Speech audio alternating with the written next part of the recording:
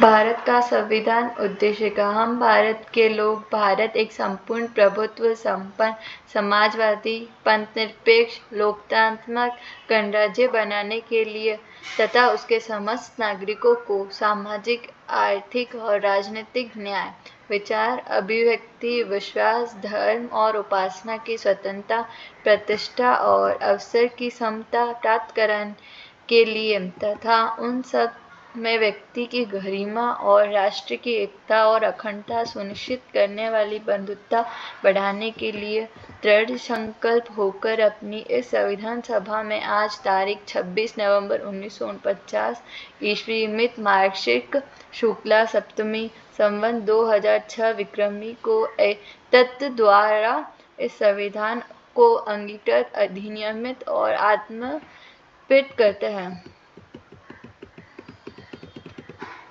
भारतीय संविधान की प्रस्तावना हमारे संविधान की आत्मा मानी जाती है। यह न केवल संविधान की मूल भावना को व्यक्त करती है बल्कि यह भी बताती है कि संविधान किन उद्देश्यों की पूर्ति के लिए बना है। प्रस्तावना भारत को एक संप्रभु समाजवादी पंथनिरपेक्ष लोकतांत्रिक और गणराज्य घोषित करती है और इसके नागरिक को न्याय स्वतंत्रता समानता और बंधुत्व सुनिश्चित करने का संकल्प लेती है।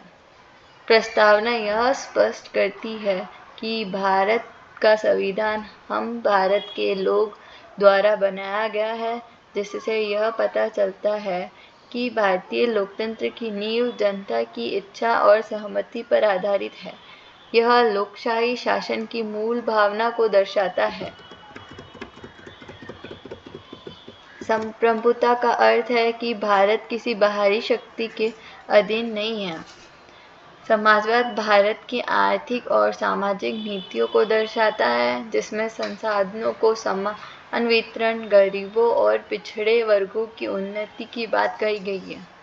पंथनिरपेक्षता से तात्पर्य है कि राज्य सभी धर्मों के प्रति निष्पक्ष रहेगा और किसी एक धर्म को प्राथमिकता नहीं देगा।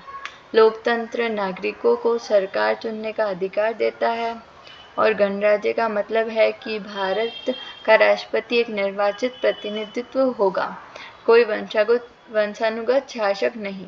न्याय सामाजिक आर्थिक और राजनीतिक भारतीय समाज में समानता और निष्पक्षता को बढ़ावा देता है। स्वतंत्रता विचार अभिव्यक्ति विश्वास धर्म और उपासना की प्रत्येक व्यक्ति को अपने जीवन को अपनी मान्यताओं के अनुसार जीने का अधिकार देती है।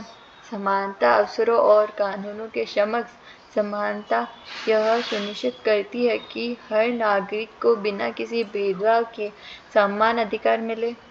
बंधुत्व जो सभी नागरिकों में एकता और अखंडता की भावना पैदा करता है, यह समाज में एक सूत्र में बांधने में सहायक होते हैं।